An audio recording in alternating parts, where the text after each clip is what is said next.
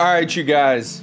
So you probably clicked on this video because this is the definitive list of controllers when it comes to any system. I think any system, at least. I'm looking at it and I see quite a few systems, quite a few generations. So we're going to get into it. We're going to talk about it and we're going to check this out. So mind you, some of these controllers might be me looking at it through a lens of 12-year-old me, vice 32-year-old or 30. I'm 33 now. 33-year-old me. So let's take a look and let's get into it. We are going to be talking about controller tier list. Like I said, this is the definitive list. I don't care about y'all's opinions. Don't at me. You can let me know down below if you think I'm wrong, but I know I'm not wrong because this is my list, baby. So anyways, first one's first. We got the Joycons. Joycons for the Nintendo Switch.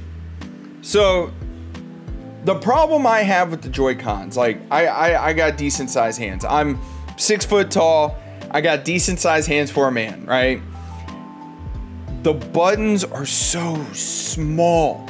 And I mean, they're so small. The Joy-Cons are so small in my hands that I have difficulties. Like, I'll end up mashing like 2 and 3 buttons when it comes to Joy-Cons. On top of that, I've had to go through multiple Joy-Con sets. And I mean multiple. And the problem with the Joy-Con is you get that Joy-Con drift. And for whatever reason, Nintendo just doesn't fix it. So that's why, for me, the Joy-Con's going into the C tier because of how small the controllers are. And you get the Joy-Con drift. It's terrible. It's terrible. The next one we're getting into is going to be the Xbox 360 controller. I'm not gonna lie, the Xbox 360 controller holds a special place in my heart. I've gone through so many of them, but it's not like it's a bad thing. It's because I, at the time, would lose my temper, throw controllers. I've learned not to do that because controllers get expensive. Because, like, especially when you're using like a scuff controller like I use, you're looking at, you know, $100, you know, $150, $200 for it. But when you're talking about the Xbox 360 controller, it's one of those controllers. It holds a special place in my heart. I'm gonna put it in the A tier. It's not quite S. I'd say it's A. Now we're on to the original Xbox controller. Do you guys remember what the original Xbox controller was called? I'll give you a hint. There's a football that's named after it as well. It's called the Duke. So when it comes to it, it's that controller. I just remember being, you know, 11, 12 years old, going over to my buddy's house to play Halo, and like the controller was as big as me almost. It's the controller that really started the stagger sticks, which I like having staggered sticks. I don't like having the sticks like right next to each other. It doesn't feel natural to me, in my opinion. So when it comes to the Duke, I have nostalgic feelings about the Duke. But it was big, it was bulky, it was clumsy. Sorry, Duke. We gotta put you next to the Joy-Cons. Only because I'm looking through it at the lens of, you know, 11, 12-year-old me. It was just so big. Like, granted, it did set up the Xbox controllers for the future, but it's neither here nor there. Now we're moving into the Super Nintendo. Now the Super Nintendo controllers, I like it, especially since it had the 4 buttons. It's got the D-pad. It's a very simplistic design, but we're going to put it B tier.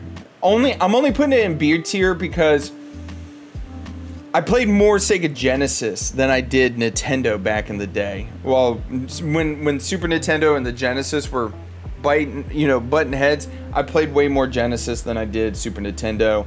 I will admit, I love Mario Kart, Super Mario Kart, whatever you want to call it. So then we're moving into a controller that I have very limited use on, which is the PS4 controller. I know a lot of people are like, oh, it's the be-all, end-all when it comes to controllers. It's a good controller. Like, I'll admit that. It's a good controller. It's very, like, it's very comfortable. It's very natural. It doesn't feel bulky. But when it comes to the PlayStation controller, like I said, I don't like this, the sticks next to each other because, like I said, I got decent-sized hands.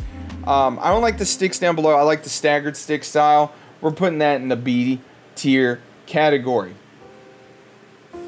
The Saturn. The Sega Saturn. I think the Sega Saturn and the Sega Genesis, I'm going to group those together. And I'm going to put them B tier just above the Super Nintendo. Now, granted, there was a Genesis controller just like the Saturn. I'm only saying that because it appears that there's a Saturn logo right on the top of that controller. There was a Sega Genesis controller just like that where it had the 6 buttons. I think it was called the Turbo controller, I think is what it was called. I can't remember. You gotta realize it's been 20 plus years. I love Sega. They have some amazing games that I enjoy. But I'm gonna put it in B category just above the Super Nintendo. And on top of that, dude, I also played most of my Mortal Kombat on the Genesis over the Super Nintendo. So we got the blood where Super Nintendo didn't get the blood. I know, whack. Alright, so we're on to the Wii U. We're gonna have to add category here. And create a low, add a row below. Boom. And that is never used. Alright. So, when it comes to the Wii U, I've heard a lot, like one of my best friends, he played the Wii U quite a bit. And he recommends the Wii U. Personally, I've never used it. I've never played a game on the Wii U. I had zero interest in the Wii U.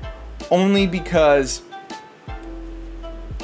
during that time, I was like, alright, I'd much rather play, you know, my Xbox 360 or my Xbox One over the Wii U than, you know, than actually get a Wii U. And on top of that, there's not really many games on the Wii U where I'm like, oh my god, I have to get it. Unlike the Switch where you have, you know, the Pokemon games. And of course, like, you get that annual Switch Pass where you get all those classic games all in one.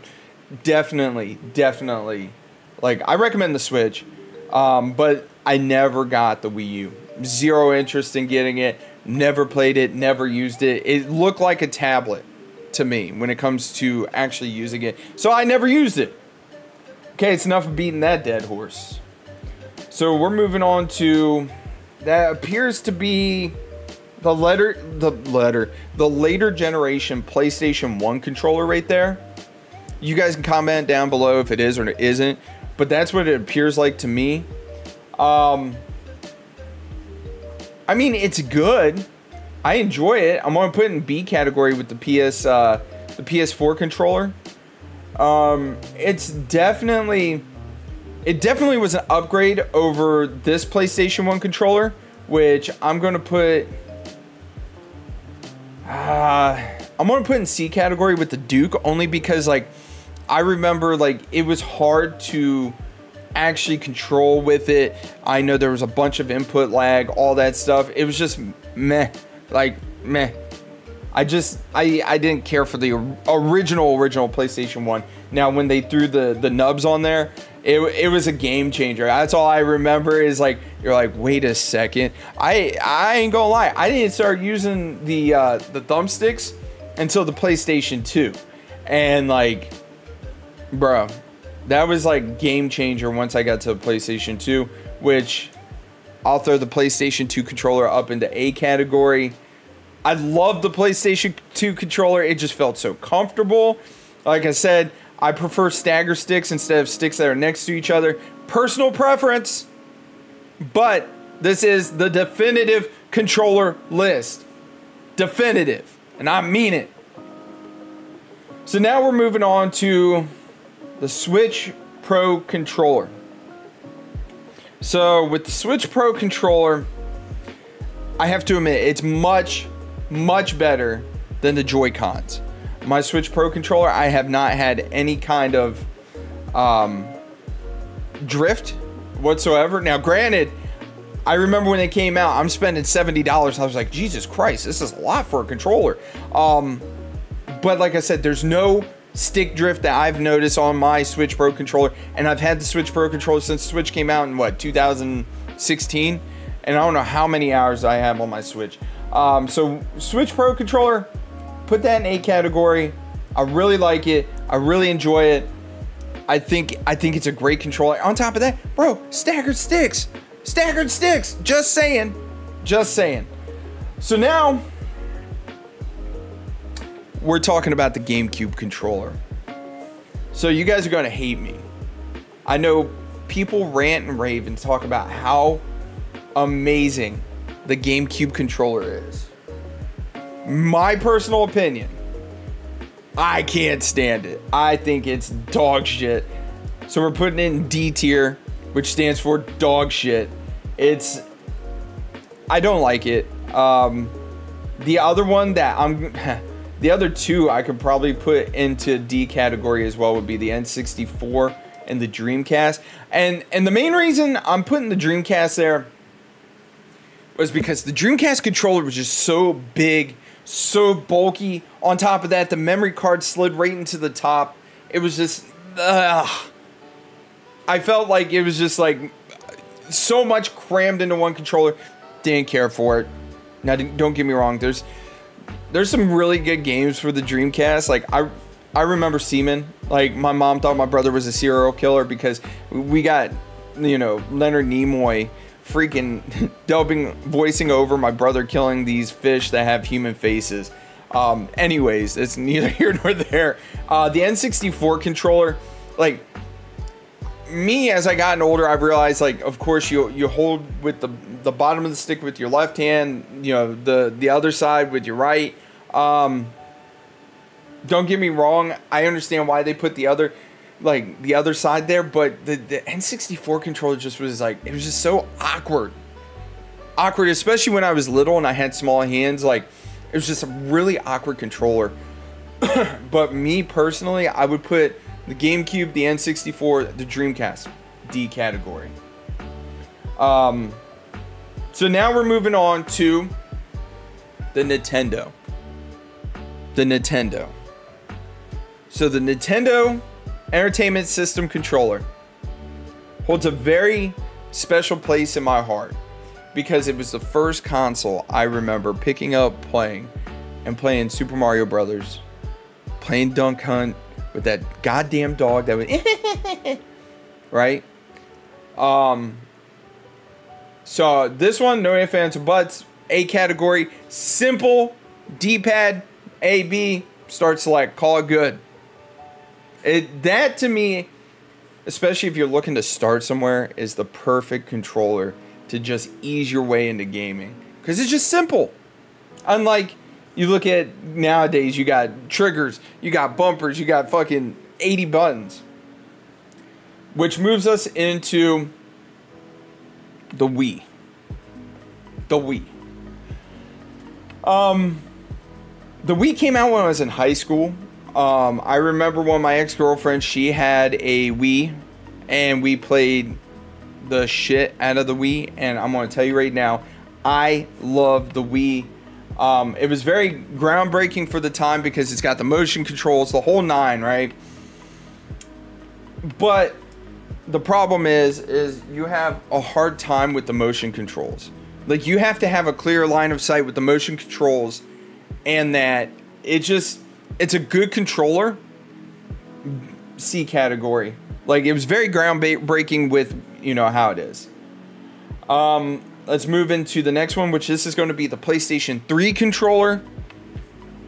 PlayStation 3 controller I thought was good. It was definitely an upgrade over the PlayStation 2 controller, but I'm not going to put it in the A category with the PlayStation 2, only because PlayStation 2, the difference between PlayStation 1, PlayStation 2 was like miles. Where the PlayStation 3 has got the Axis, you know, all that other crap. I remember the one I had didn't have rumble because they had the 6-axis controls. The PlayStation 3 controller, I'm throwing it B tier. Only because, like, it was an upgrade from the PlayStation 2, but in my mind, it isn't as big of a jump from the PlayStation 1 to the PlayStation 2 like the PS2 controller is. Now we're moving into, I believe that is the upgrade from the Duke. I can't really tell. But I will admit, the upgrade from the Duke, day and night, it's going C category right next to the Duke. It's better than the Duke, but not quite to the point where I'm like, okay, we'll throw that SOB into B category. Because in my opinion, the S tier is going to be the staggered sticks for the Xbox One, the Xbox Series X. Like, for real. Like, me personally, as you can tell when I held up, you know, my controller, I am a massive fan of the Xbox One controller.